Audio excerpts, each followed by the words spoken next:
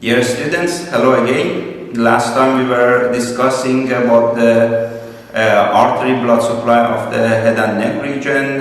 We discussed about the aorta, ascending aorta, arch of aorta, and the branches of it, and the complete artery blood supply of the head and neck. Today I'm going to complete the veins of the head and neck, and later the vessels of the thorax. Hopefully it will be useful for you.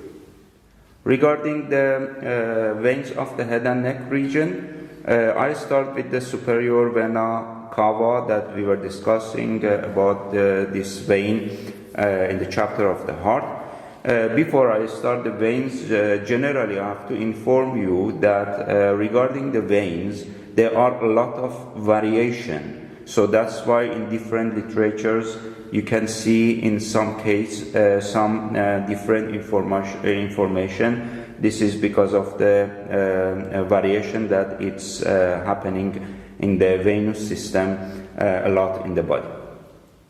Superior vena cava. Superior vena cava is the main vein that they are carrying the deoxygenated blood to the right atrium. From down, it's carrying the deoxygenated blood via the inferior vena cava, that in the abdominal region we are going to discuss. Superior vena cava, it's approximately 6 centimeter, that it's formed by the junction of the two main veins, which is here you can see. It's the left brachiocephalic vein, and here is the right brachiocephalic vein.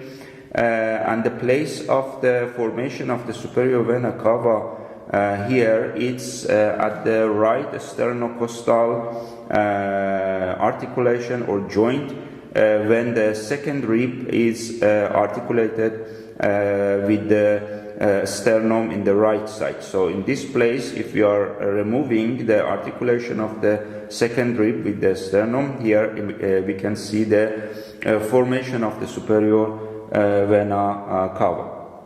Superior vena cava, when it carrying the blood to the right atrium, there is no valve here, we said it.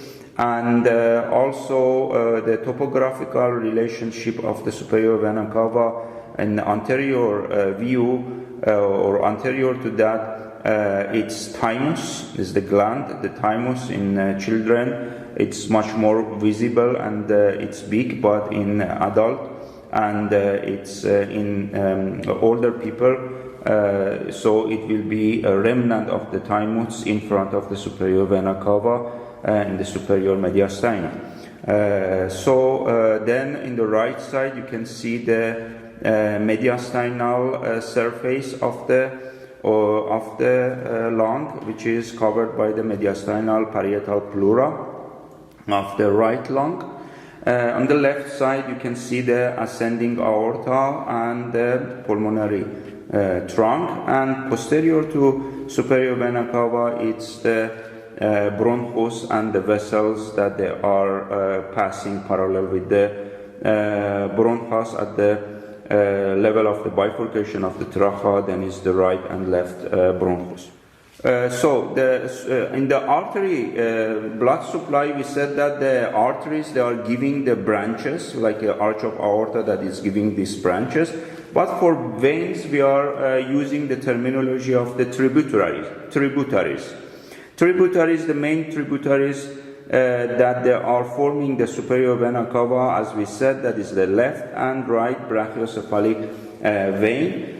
We have one important tributary of the superior vena cava, which is not seen here, and in the thoracic region I'm going to discuss the detail, is the azygos vein, which is from the right side, as the arch of azygos is draining to the superior vena cava. And also there are some small veins that they are draining to the superior vena cava, like a pericardiac vein from the pericardium, and anterior mediastinal veins that they are draining to the superior vena cava. In some variation also you can see that the right internal thoracic vein also sometimes is draining to the superior vena cava, but in most cases they are draining to the right brachiocephalic vein. So this is the variation that you can see in different literature. Regarding the brachiocephalic veins, the brachiocephalic veins, as you see, the right brachiocephalic vein, it's shorter than the left brachiocephalic vein. The right one is up almost 3 centimeter. The left one it almost the 6 centimeter, double size.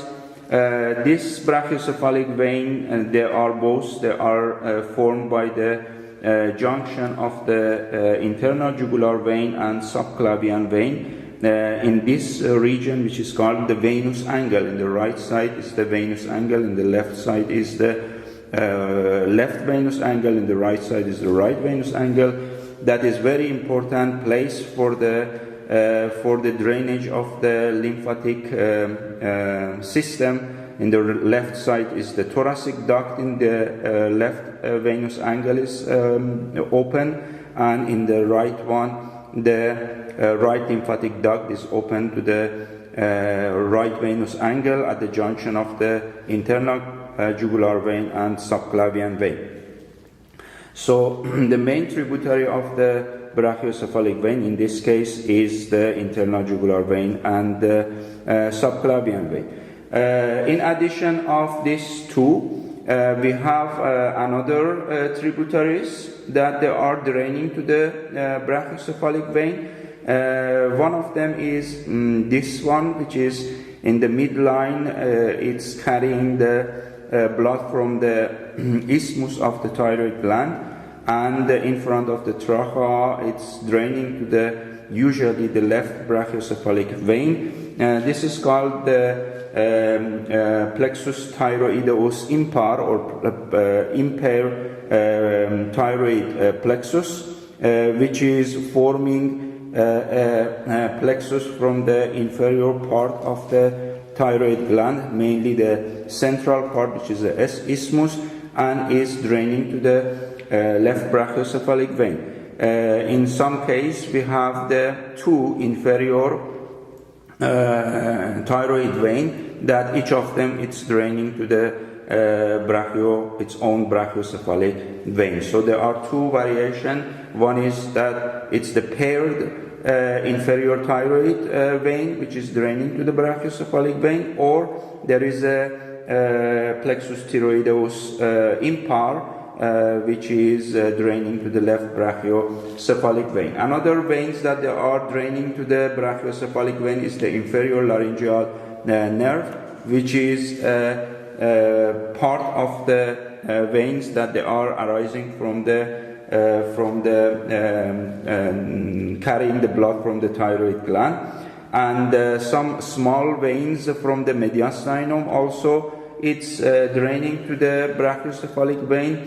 For example, the bronchial veins, the tracheal veins, the esophageal veins, and mediastinal veins, in addition of the thymic from the thymus, and some pericardial vein also it's draining to this brachiocephalic vein as a small veins that they are draining to this brachiocephalic veins.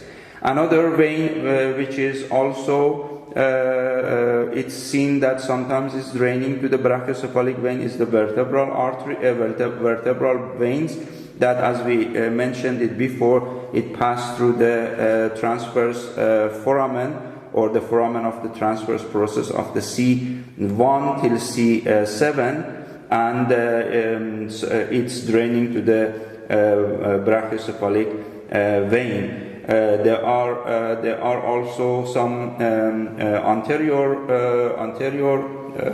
vertebral vein that is parallel with the ascending cervical artery passing, and it's draining to the brachiocephalic vein, and sometimes you can see the accessory vertebral vein that they are draining to the brachiocephalic vein. Another vein that also its variation, it's the internal, the superior intercostal vein, in the left side, it means that the left superior intercostal veins, that they are carrying the blood from the second and third and sometimes fourth intercostal space, and they are carrying to the left brachiocephalic vein. It's a variation that it can drain to the accessory hemiazygous vein as well. So, and finally, the last tributary of the brachiocephalic vein in both sides is the highest intercostal vein, or the suprema intercostalis suprema or suprema, which is draining to the left and right brachiocephalic vein, that is carrying the blood from the first intercostal space. So here is the better picture that you can recognize the position of the superior vena cava, how it formed, and the position of the brachiocephalic vein, how it formed. Here is the sternum, that you can see the jugular notch, then it's the clavicular notch. This is the costal notch for the first rib, and here is the costal notch for the second rib at the level of the sternal angle, which is the same level approximately at the level of T4, T5. Here the junction of the brachiocephalic vein, left side, brachiocephalic vein, right side. Here is the superior formation of the superior vena cava at the sternocostal junction of the second right rib to the sternum. Here in the position of the superior vena cava. The position of the formation of the brachiocephalic vein is at the junction of the clavicle with the clavicular notch of the sternum in both sides. You can see it's the place of the formation of the brachiocephalic vein at the sternoclavicular joint behind. So here also you can see the structure that I mentioned, which is the tributary of the brachiocephalic vein. It's the inferior thyroid vein, that it can be either as a paired right and left inferior thyroid vein that they are draining to the brachiocephalic vein, or mainly they are making a plexus, which is called the plexus thyroideus impar, which is going and draining to the left brachiocephalic vein. Here is also, you can see the inferior laryngeal nerve, which is a tributary of the inferior thyroid vein, which is draining to the brachiocephalic vein. This vein, it's important vein, that because it's in front of the trachea, the surgeon must be careful during the procedure of the tracheostomy or tracheotomy.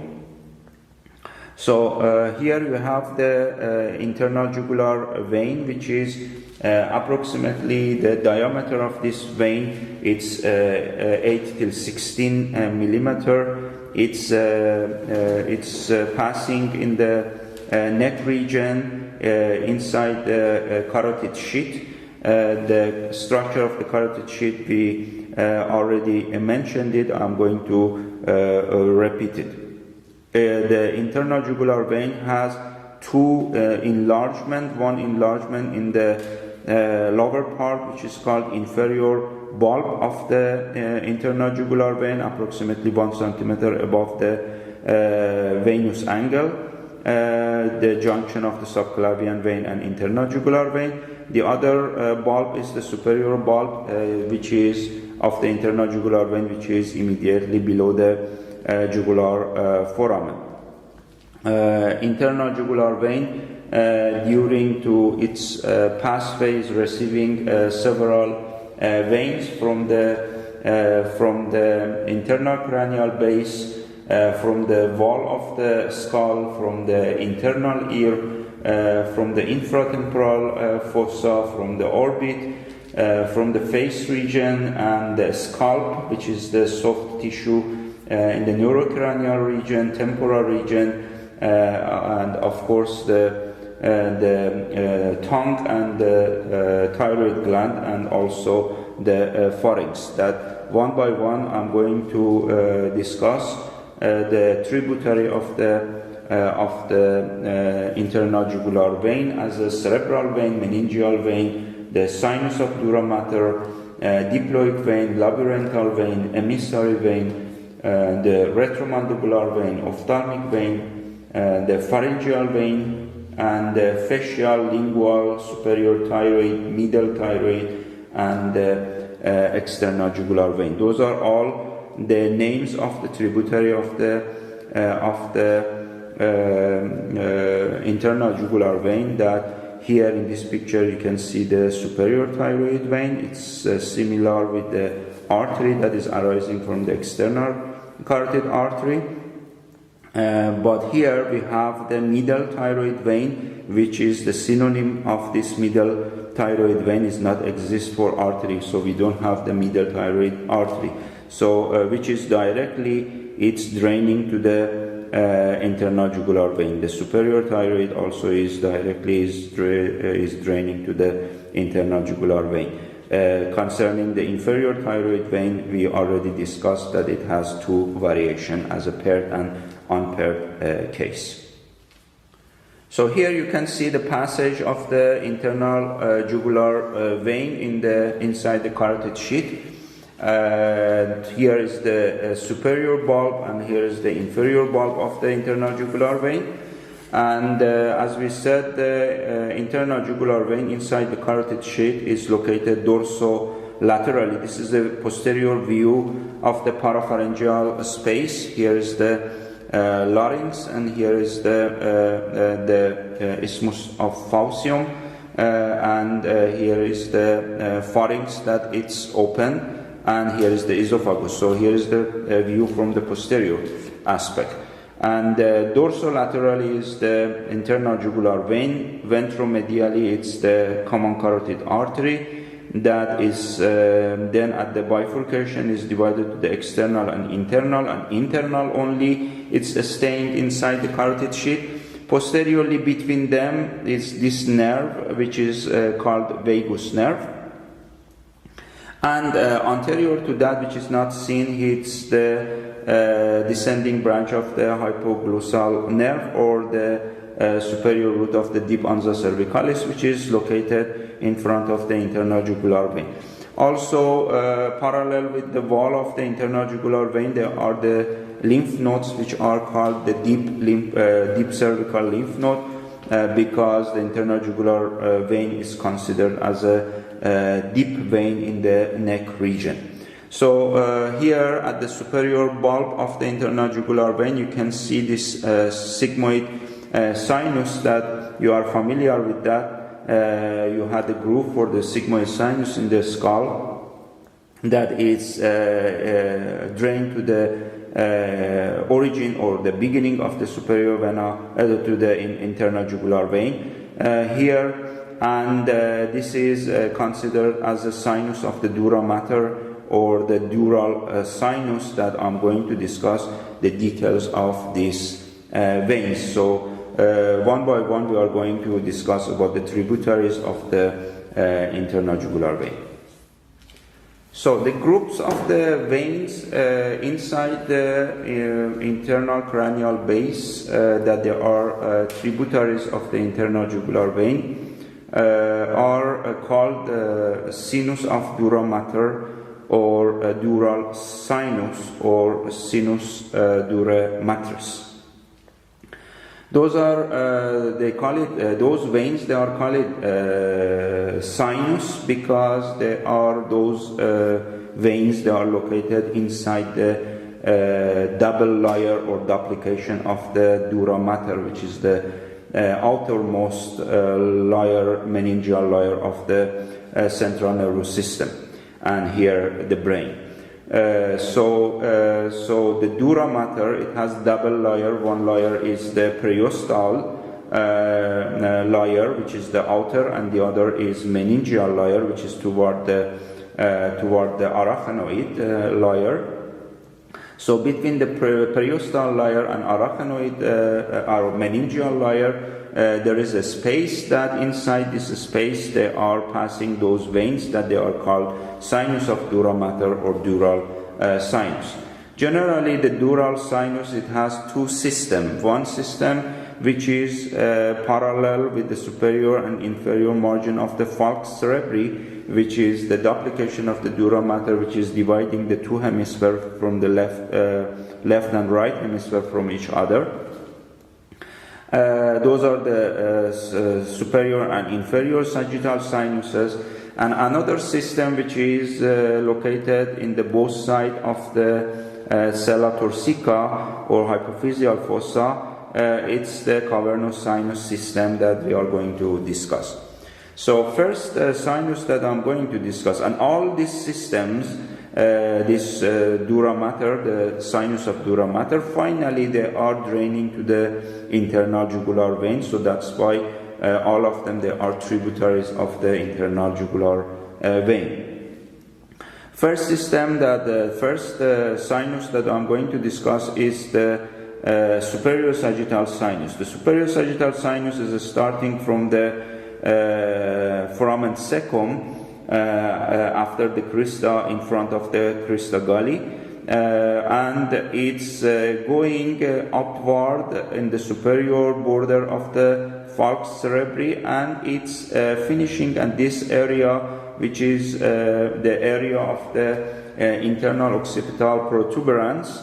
It's the ending of the superior sagittal sinus. This superior sagittal sinus, later we can discuss that they have some lacuna or lacunae of the superior sagittal sinus, and inside they are draining the CSF, the cerebrospinal fluid of the brain and the central nervous system via the structure which is called the arachnoid granulation or Pacini granules that they are carrying the CSF to the superior sagittal sinus mainly, and that's why the cerebrospinal fluid is mixing with the venous blood supply, mainly the superior sagittal sinus. So this is one.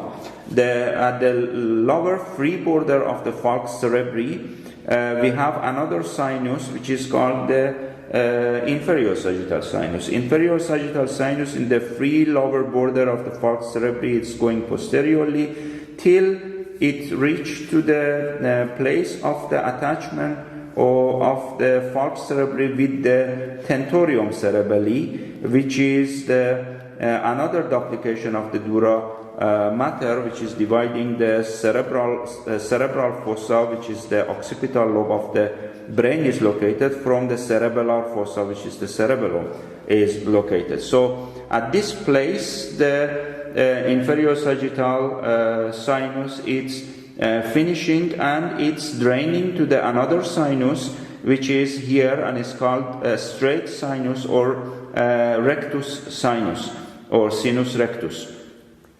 Straight or sinus rectus, it's open to the same place that the superior sagittal sinus is ended at the internal occipital protuberance. So here that it's not seen, it's another vein. Also, it's open in this straight sinus, which is called vena magna cerebri, or the veins of the vein of the Gallen. It's carrying the vein or blood from the brain, that in the chapter of the central nervous system we are going to discuss the details of this vein. So to the straight sinus, the inferior sagittal sinus, and the vein of Gallen or great cerebral vein or vena magna cerebri, it's open to this straight sinus. Finally, as you see here, we have another sinus which is called occipital sinus. This occipital sinus, it's passing at the place of the internal occipital crest. If you remember, here we had the unconstant groove, which is the groove for the occipital sinus. And this occipital sinus is formed by the junction of these two sinus, which are called marginal sinus. These marginal sinuses, they are at the margin of the foramen magnum. They are carrying the blood from the basilar plexus, which is located in the dorsal place of the at the dorsal place of the sella turcica, and is connected with the other system, which is called cavernous sinus system. The blood it's interconnected to each other, and then from the basilar plexus it's passing through the marginal sinus, and marginal sinus to the occipital sinus, and finally the occipital sinus also is draining to the place which is located at the internal occipital protuberance. So as you see at the internal occipital protuberance, we have three sinuses that they are open. One of them, it was the superior sagittal sinus, which is the main source. The other, it was the straight sinus, which is taking the blood from the inferior sagittal sinus and great cerebral vein, or vein of Galen. And finally the occipital sinus, which is carrying the blood from the basilar plexus and to the marginal sinus, and from marginal sinus to the occipital sinus. So there is a and this place that these three sinuses, the occipital, straight, and the superior sagittal sinus, they are open at the place of the internal occipital protuberance, is called confluence sinum. Confluence sinum, it's the place of the junction of this drainage of these three veins. Usually in some literature also you can see that the main vein that there are, or sinus that there are open to the confluence sinum, it's the superior sagittal sinus. And superior sagittal sinus then is continue. You remember at the occipital bone, in the internal surface of the squam of the occipital bone, you have two grooves which are called the grooves for the transverse sinus. So it's a paired sinus that the continuation of the superior sagittal sinus, when it ends at the internal occipital protuberance, it continue in both sides, to the left and right, as a transverse sinus. So, and also at this place, also the straight sinus and the occipital sinus is open to the transverse sinus, or they can open all three together to this place as a confluence sinus. Confluence sinum. So here there are, again, as I mentioned, so there are some variation, but general name for the confluence sinum, it's these three sinuses, the superior sagittal sinus, the straight sinus, and occipital sinus at the internal occipital protuberance, which is then continue as a transverse sinus, which is the paired sinus. And this transverse sinus, after a short course to the left and right, it's continue as a S-shaped sinus. You remember, it's the sigmoid sinus that we had it in the occipital bone and also temporal bone. And this S-shaped sinus, it's end up to the superior bulb of the internal jugular vein in this place. And in this case, all this blood that I mentioned it from this system, it's carried to the internal jugular vein. So this is the important in the sigmoid sinus. You remember that there is a emissary vein that is open to the sigmoid sinus. We are going to discuss, which is through the mastoid foramen. The connecting of the extracranial vein to the intracranial vein, and this intracranial vein is the sigmoid sinus, and extracranial vein, it's mainly the occipital vein. And here is the first system. Second system that I'm going to discuss and is very important is the cavernous sinus. The cavernous sinus, it's starting approximately at the internal surface of the superior orbital fissure. It's located in the both sides of the sella torsica, and it's continue to the apex of the pyramid or petrosal bone of the temporal bone. So this cavernous sinus, they have left and right, they are paired. So as you see, the superior inferior sagittal sinus, the occipital sinus, they are unpaired, but the transverse sigmoid sinus, they are paired, and cavernous sinus also, they are paired. So we have two in both sides of the sella torsica, from the internal surface or internal part of the superior orbital fissure to the apex of the temporal petrosal bone of the temporal bone here. So, and this cavernous sinus, it has a very important structure that I'm going to discuss and show you in the better picture. They are passing some nerves and artery inside, and that's why it's very important according to the spread of the metastatic cells, spread of infection, and also the thrombosis of the cavernous sinus. It can have a fatal consequence. So that's why it's important. So regarding the cavernous sinus, we have left and right cavernous sinus, that they are interconnecting to each other in front of the sella torsica or in front of the hypophyseal fossa and behind of the hypophyseal fossa as anterior and posterior intercavernosal sinuses. So this left and right cavernous sinus, they are interconnected via these intercavernosal sinuses, anterior and posterior. The veins that they are draining to the cavernous sinus, one vein is here, which is in the posterior margin of the lesser wing of the sphenoid bone. It's passing and is this sinus, which is called sphenoparietal sinus, which is draining directly to the cavernous sinus, and is considered as a main one of the main tributary of the cavernous sinus. And the other vein, which is not seen here well, it's the superior ophthalmic vein, which is passing through the superior orbital fissure, and also it's the main tributaries of the cavernous sinus, which is draining to the cavernous sinus, the superior ophthalmic vein. So the superior ophthalmic vein, then later we will see that it has interconnected with the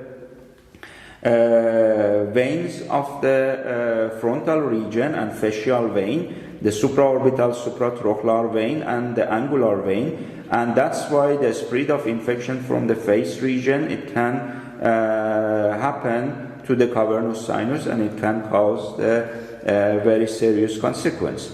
Then later the cavernous sinus, it has connected posteriorly with the basilar plexus that we said it, and it's located here, mainly at the region of the clavus, at the occipital bone, and it's making a plexus, which is the venous plexus, and it's connecting the cavernous sinus with the marginal sinus, with the occipital sinus, with the other system. So those are all the sinus of the dura mater. So the tributary of the cavernous sinus, as we said, that is one main tributary, it's the sphenoparietal sinus, and the other one was the superior ophthalmic vein, which is directly draining to the cavernous sinus. And then we said that the left and right cavernous sinus, they are interconnected together via the anterior and posterior intercavernosal sinus, and posteriorly is connected with the basilar plexus. But how the blood it's coming out from the cavernous sinus. We have, in addition of this connection with the basilar plexus, we have two ways. One way is this sinus that you can see here. It's this sinus is passing at the superior border of the petrosal bone of the temporal bone. If you remember, we had a groove for the superior petrosal sinus, and this is the superior petrosal sinus, which is, as you see, is draining directly to the sigmoid sinus, and then sigmoid sinus is drained to the internal jugular vein. Another sinus which is carrying the blood from the cavernous sinus, it's at the border between the posterior surface and inferior surface of the petrosal bone. It's a groove for the it was the groove for the inferior petrosal sinus, and here is the inferior petrosal sinus, which is draining directly to the superior bulb or beginning of the internal jugular vein. So the two sinuses that they are taking the blood from cavernous sinus, it's one of them is the superior petrosal sinus, which is draining to the sigmoid sinus. The other one is the inferior petrosal sinus, which is it's open to the internal jugular vein. So in this case, you see that finally also the blood from the cavernous sinus, it's reached to the internal jugular vein, and internal jugular vein in the dorsolateral part of the internal jugular foramen, it's coming out of the skull, and then it goes to the carotid sheath as a content of the carotid sheath, and immediately below the jugular foramen there is a enlargement of this vein, which is called the superior bulb of the jugular vein. I'm going to show you the details structure that they are passing through the cavernous sinus because it's very important.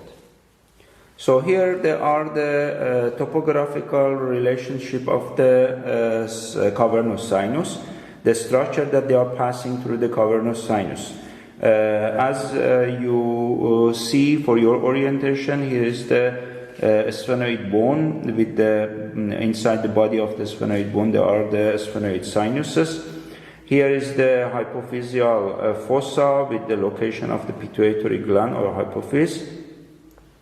Here in front is the optic nerve, and here it's the place of the optic chiasma.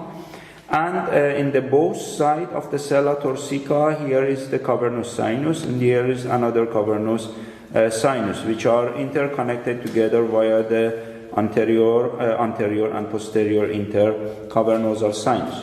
So the structure that they pass through the cavernous sinus, we have 5 nerves and 1 artery. We classify the structure that they are passing through the cavernous sinus to 2 parts. One part, the structure that they pass from the lateral wall of the cavernous sinus. There are these 4 nerves. From the superior to inferior and from the anterior to posterior, the first is the oculomotor nerve, cranial nerve number 3. Then it's the trochlear nerve, cranial nerve number 4. Then it's the first branch of the trigeminal nerve, which is the ophthalmic nerve. As you see, these 3 nerves, they are all together, they are passing through the superior orbital fissure. And finally, the most inferior and posterior structure that they pass through the lateral wall of the cavernous sinus, it's the second branch of the trigeminal nerve, which is the maxillary nerve, which is passing through the foramen rotundum to the pterygopalatine fossa. So the 4 structure from the superior to inferior, the cranial nerve number 3, cranial nerve number 4, the first branch and second branch of the trigeminal nerve. Be careful, the third branch of the trigeminal nerve doesn't pass through the cavernous sinus. Then we have 2 structures that they are passing through the center of the cavernous sinus. One is the internal carotid artery that we mentioned, It's the third part of the internal carotid artery, which is the cavernosal part of the internal carotid artery. It's passing through the cavernous sinus, in the center of the cavernous sinus, and then it continue after exit of this cavernous sinus, it continue as a cerebral part. And it gives its own branches that we already mentioned. And lateral to that, it's another nerve which is located laterally to the internal carotid artery, but in the center of the cavernous sinus, it's the cranial nerve number 6, which is abducens. So this structure that they are passing through the cavernous sinus, as I mentioned, clinically is very important because of the metastatic cells, because of the transmission of the infection, and also the thrombosis of the cavernous sinus. It can affect any of this structure that in the nervous system we are going to discuss, that what will happen that if oculomotor nerve doesn't work or trochlear nerve doesn't work, and so on. So that's why it's important, this structure that they are passing through the cavernous sinus. Another tributary of the internal jugular vein, they are called diploic veins. Diploic veins, what are they? What is diploe? As you see here, there are the bones of the neurocranium, like a frontal, like parietal, like occipital, and like temporal bone. And those bones that they are making the calva or calvaria of the neurocranium, they have two compact bone, as you see. One is outer compact bone and the other is inner compact bone. And between them, it's the spongy bone, and the spongy bone, which is located in those bones that I mentioned, and is between these two compact bone, is called diploe. And of course, superficial to this outer compact bone, there are the soft tissue, which is called scalp, that we are going to discuss in topographic anatomy. There are 5 layers of the skin connective tissue, subcutaneous connective tissue, galea aponeurotica, and loose connective tissue, and periosteum. Those are the layers that they are making the scalp. So the diploic veins, they are passing, those are those small veins that they are passing through the canals inside this spongy bone or diploe of those bones that I mentioned, and they are connecting the veins from the scalp to the sinus of dura mater. This is, for example, the superior sagittal sinus that in the cross section, it's triangular shape, and it's located between the, as we mentioned, between the periostal layer and the meningeal layer, those sinus of the dura mater. So here in this picture you can see the 4 paired diploic vein. One of them is the frontal diploic vein, that it's here in the frontal region, and it's connecting the supraorbital vein to the inside. This is the veins of the scalp, to the sinus of dura mater, which is the superior sagittal sinus. Another is anterior temporal diploic vein, which is connecting the deep temporal vein to the sinus of dura mater, which is in this case is the sphenoparietal sinus. Then we have and here the anterior temporal diploic vein. It's located in the squama of the frontal bone and the anterior part of the temporal region. Then we have the posterior temporal diploic vein, which are located in the posterior part of the temporal region and parietal region, and they are connecting the posterior auricular vein to the transverse sinus, which is the sinus of dura mater. And finally, the occipital diploic vein, which is connecting the occipital vein to the transverse sinus of the dura mater, and those are the diploic veins, and they are important for the transmitting of the infection from this scalp region toward the sinus of dura mater, and in this case toward the brain region. So it's important for the transmission of the infection or also metastatic cells. So those are another tributaries of the internal jugular vein, because all these diploic veins finally it's draining into the internal jugular vein. So another tributaries of the internal jugular vein, they are emissary vein, that you are also familiar with those with this terminology. Emissary veins, they are the general terminology for the veins that they are connecting the extracranial veins, the veins that they are outside of the skull, to the intracranial veins, that they are inside of the skull, which are usually the sinuses of the dura mater, through the typical opening, different opening that in a different part of the skull it exists. One of the emissary vein, they are the parietal emissary vein, which are located at the parietal foramen, and it's connecting the superficial temporal vein with the which is extracranial vein, with the superior sagittal sinus, which is the intracranial vein. Another vein that you can see in this region is the mastoid emissary vein, which is the emissary vein that it passed through the mastoid foramen. Here is connecting the occipital vein to the sigmoid sinus, which is extracranial occipital vein, and intracranial is the sigmoid sinus. Another vein, the emissary vein, is the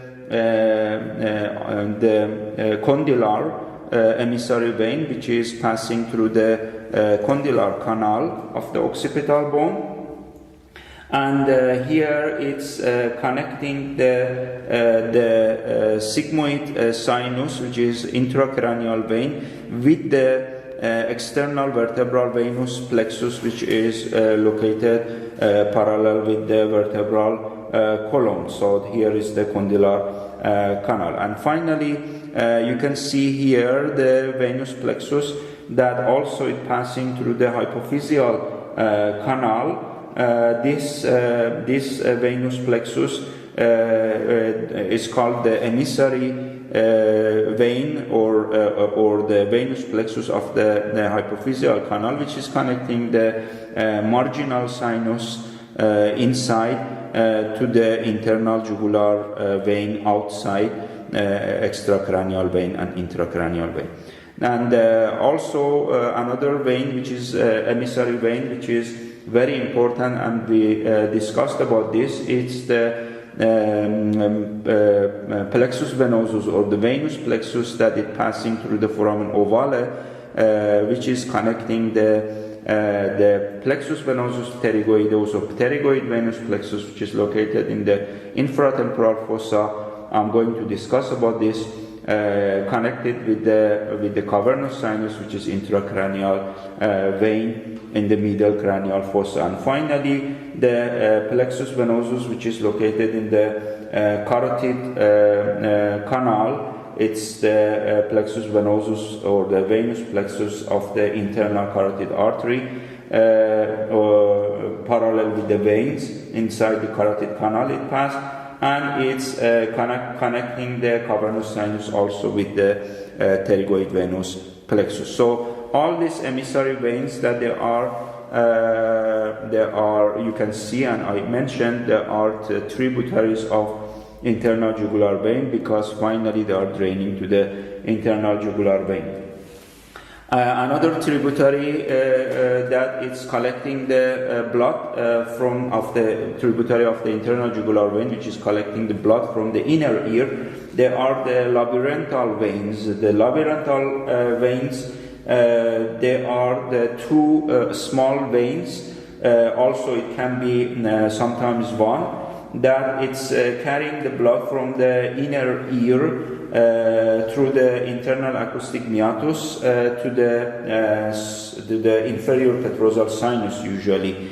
There are the two specific vein. One is the vein of the vestibular aqueduct, and the other is the vein of the cochlear canaliculi or canaliculi.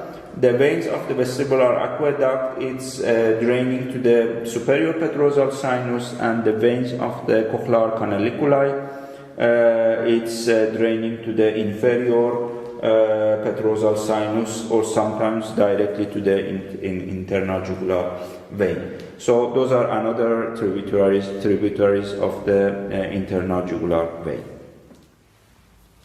Another tributary of the internal jugular vein is fascial vein.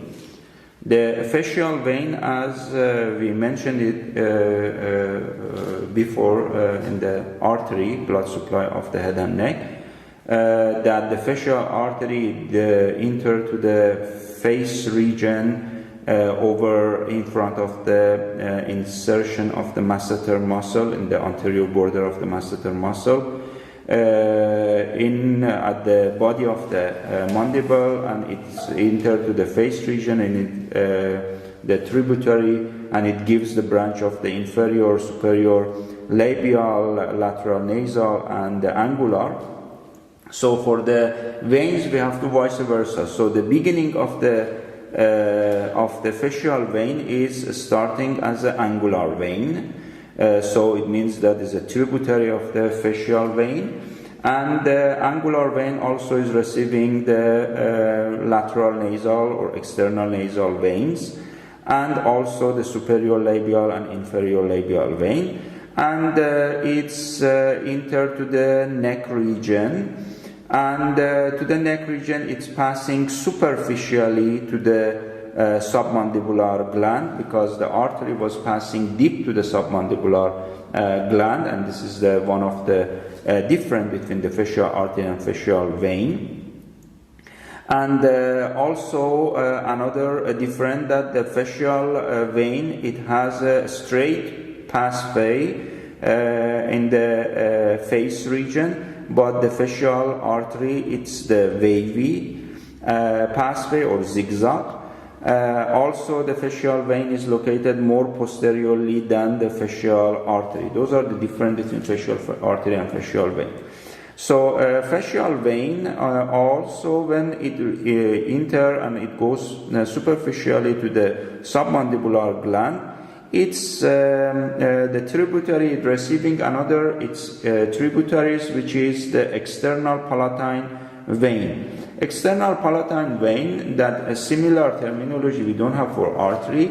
It has the similar course, the same as the ascending palatine artery, which is taking the blood from the soft palate and the part of the palatine tonsil, and it's draining to the fascial vein. Another tributary of the fascial vein that also we didn't have for artery is this vein, which is very important vein. It's called deep fascial vein. Deep fascial vein, it's carrying or connecting the blood from this plexus, which is called pterygoid venous plexus, to the fascial vein. So this is connecting of the pterygoid venous plexus with the fascial vein, and finally it goes to the internal jugular vein. Another main tributary of the fascial vein is this vein, which is called the retromandibular vein. The retromandibular vein, it's formed by junction of two main veins. This is the vein. First of all, is a superficial vein. It's located behind the ramus of the mandible, and it passing behind the angle of the mandible. It's formed by the junction or the tributaries of two veins. So it has the two main tributaries. One is the superficial temporal vein. It has the same course of the superficial temporal artery, and its tributaries is the same as branches of the superficial temporal artery. It means that it's receiving the frontal and parietal veins, it's receiving the middle temporal veins, it's receiving the transverse fascial vein, and here is receiving, and it's joining with the other small vein, which is usually there are two, and they are called maxillary veins. And the fusion or junction of them two maxillary vein with the superficial temporal vein, they are making a trunk of the retromandibular vein, which is a superficial vein, and is passing behind the ramus and angle of the mandible. And then the retromandibular vein, here is better seen, that it has subdivided to two divisions. One is posterior division and the other is anterior division. The anterior division, it's draining to the fascial vein that they are making this trunk, which is called the common fascial vein, is called here. So here is seen the anterior division of the retromandibular vein, which is joining with the fascial vein, and they make the common fascial vein, which is draining to the internal jugular vein. Here is the same. So here is the retromandibular, which is formed by the junction of the superficial, temporal, and maxillary vein. And the trunk of the retromandibular vein behind the ramus and angle, it's subdivided to the anterior division and posterior division. Anterior division, it's draining to the fascial vein, making the common fascial vein, and it's draining to the internal jugular vein. The posterior division that I'm going to discuss, it's draining to the external jugular vein, and it's a tributary of the external jugular vein that finally it's draining either to the subclavian vein or internal jugular vein, or the junction of both of this vein that I'm going to discuss. Here it's very important plexus that it's called pterygoid venous plexus. In both pictures you can see it is located mainly in infratemporal fossa. Some extension of the pterygoid venous plexus is reached to the pterygopalatine fossa, and the veins that they are draining inside the pterygoid venous plexus, they are the synonym veins of the branches of the maxillary artery. So if you know the branches of the maxillary artery, so you know all the veins that they are draining to the pterygoid venous plexus, which is finally from the blood from the pterygoid venous plexus via two small veins, usually it can be one, usually they are vein, two as a maxillary vein, they are joining with the superficial temporal vein, and they are making the trunk of the retromandibular vein that it's usually is divided to the anterior division and posterior division that we mentioned. What is important in the pterygoid venous plexus, it's for the spread of infection. One way of the spread of infection is via the deep fascial vein. It goes to the normal fascial vein, and because those veins here in the face region, they don't have valve, so it can goes in both directions, superiorly or caudally. So then the infection, it can goes to the angular vein, and the angular vein, it has interconnection with the supraorbital and supratrochlear vein as a nasofrontal vein, and these veins, they are via this nasofrontal vein, it's connected with the superior ophthalmic vein, and superior ophthalmic vein as we mentioned it's draining to the cavernous sinus. So the way of the spread of infection, for example, tooth infection or sinus infection or any infection here, that it leads to transmit of this infection to this pterygoid venous plexus via this way, the deep fascial vein, the fascial vein, angular vein, then connected with the superior ophthalmic vein, and it reaches to the cavernous sinus. It can cause the infection or thrombosis of the infection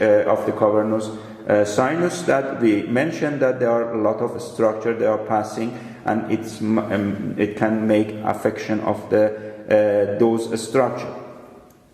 Another important structure that it's connecting the pterygoid venous plexus is the inferior ophthalmic vein, which is draining to the pterygoid venous plexus, and it has interconnected with the superior ophthalmic vein also, and also the retromandibular vein, and the connection with the maxillary vein and the pterygoid venous plexus, and finally the emissary vein, which is connecting the pterygoid venous plexus through the oval foramen and sometimes parallel with the wall of the internal carotid artery as a venous plexus of the internal carotid.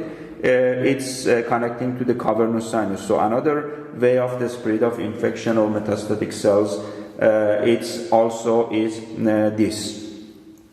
So those are the tributaries of the fascial of the internal jugular vein. The retromandibular, the fascial pterygoid venous plexus are important veins, and again we classify the retromandibular vein as a superficial vein. We classify the internal jugular vein as a deep vein of the cervical region. So concerning the superior and the inferior ophthalmic vein, as we mentioned it, that the superior ophthalmic vein, that it passing through the supraorbital fissure and it draining to the cavernous sinus, it has a connection with the angular vein, with the supraorbital vein, with the through the nasofrontal vein. It's important for the spread of infection. The other connection is this vein, which is called the inferior ophthalmic vein, which is passing through the inferior orbital fissure, and it's draining to the pterygoid venous plexus. As you see, the inferior ophthalmic vein, it has it's connected with the superior ophthalmic vein via these veins, so they are connecting to each other. Another connection is through the emissary vein, which is passing through the foramen ovale or oval foramen, that is connecting the pterygoid venous plexus to the cavernous sinus. You can see very nice here. Another interconnection is through the carotid canal via the wall of the carotid internal carotid artery. It's connecting to the cavernous sinus. So regarding the tributaries of the internal jugular vein, we can consider the superior ophthalmic vein, also the inferior ophthalmic vein, and the interconnection between them, which are very important for the spread of infection or metastatic cells. Under the cranial base, at the posterior part of the wall of the pharynx, you can see the veins of the pharynx, which are making and forming the venous plexus, which is called pharyngeal venous plexus, that they are receiving from the blood from the wall of the pharynx, and also a small part from the opening of the eustachian tube or auditory tube. That those pharyngeal plexus also, it's finally draining to the internal jugular vein, so it's considered as as a tributary of the internal jugular vein. This pharyngeal plexus is important that it has a small connection with the pterygoid venous plexus as well. Another tributaries of the internal jugular vein is the vein which is called external jugular vein.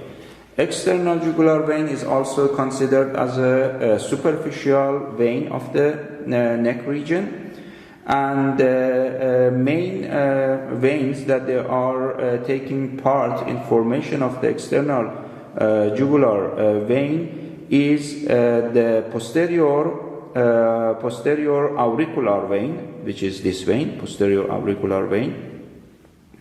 And here be careful, some literature also they are saying that posterior auricular vein and the occipital vein, they are joining together and they make the trunk of the external jugular vein.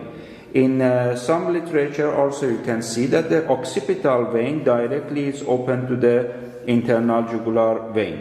But what is another main tributary of the external jugular vein is the posterior division of the retromandibular vein. As we mentioned, the retromandibular vein is formed by the confluence of the superficial, temporal, and maxillary vein, and then is divided as an anterior division, which is draining to the fascial vein, and is forming to the common fascial vein that is draining to the internal jugular vein.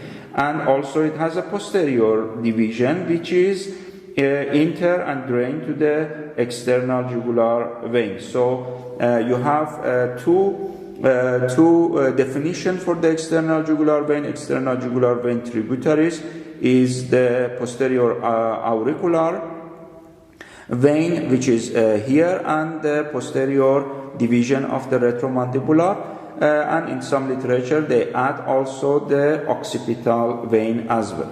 The external jugular vein, which is a superficial vein, you can see it under the skin most of the time. It just covered by the platysma. It's going superficially over and to the investing cervical fascia, and it's crossing the sternocleidomastoid muscle, and it's directed downward, and finally it's draining in a variable place. Either it can drain to the inferior bulb of the internal jugular vein, or it can drain to the subclavian vein, or it drain at the junction of this internal and subclavian vein, which is the venous angle. Exactly before it's opening to these veins that I mentioned, it receiving another tributaries, which is the transverse cervical vein and the suprascapular vein, which is draining to the external jugular vein. Another main, very important tributaries of the external jugular vein is those veins, or are those veins that they are called anterior jugular vein. Anterior jugular vein also, they are superficial. You can see it under the skin most of the time, and they are receiving the blood under the chin in submental region, and they are passing between the it's piercing the investing layer, and it's passing between the investing layer and the pretracheal cervical fascia, and above the jugular notch. Here, the two anterior jugular vein, they are joining together and they make the jugular venous arch, which is very important and is located in the space between the investing layer, investing cervical fascia and pretracheal fascia, and also is important during to the tracheostomy or tracheotomy. If you want to do this procedure, so you have to be careful of this vein. So usually we will do the ligature of this vein, and then we are going to the deeper structure at the anterior surface of the trachea. So this jugular venous arch, it's the interconnection of the two left and the right and left anterior jugular vein. And as you see, the anterior jugular vein itself, it has its draining to the external jugular vein, and external jugular vein finally to the internal jugular vein or subclavian, or the junction of both of them. So this is the another venous system of the neck region, that all of them, they are the tributaries of the internal jugular vein. Another tributary of the internal jugular vein is lingual vein, which is either directly it's open to the internal jugular vein, or it can join with the facial vein or the superior thyroid vein, and they make the common trunk, and they open to the internal jugular vein.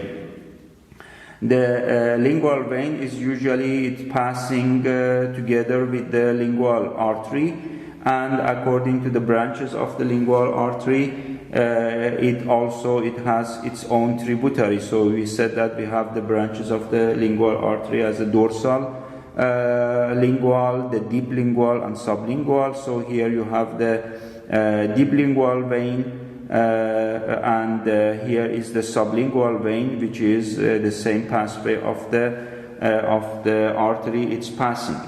One of the vein which is going together with the cranial nerve number 12, which is the hypoglossal nerve, always in this sublingual region we have a vein which is passing the same pathway or the same course of the hypoglossal nerve. So that's why this vein is called vena comitans nervi hypoglossi, or vein accompanied with hypoglossal nerve, which is also a tributary of the lingual vein.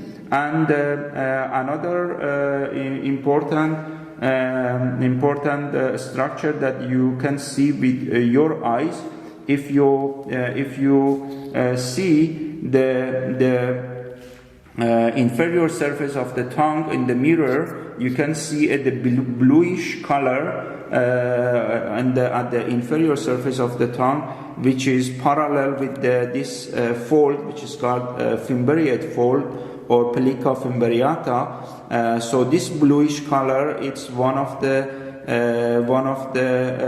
vein of the deep lingual vein, which under the mucous membrane it looks like a bluish color. So in this case we are finishing all the tributaries of the internal jugular vein. So the superior thyroid vein and the meningeal vein and cerebral vein, also there are another tributaries of the internal jugular vein. The cerebral vein, there are the veins on the surface of the brain that they are finally they are draining to the sinus of dura mater, that we are going to discuss at the central nervous system chapter. And meningeal veins, also like a middle meningeal vein, also they are going to be discussed at the central nervous system. Regarding the superior thyroid vein, I already showed to you that it's also directly is draining to the superior to the internal jugular vein, or it can join with the lingual nerve and lingual vein and facial vein together. So that's all about the tributaries of the internal jugular vein.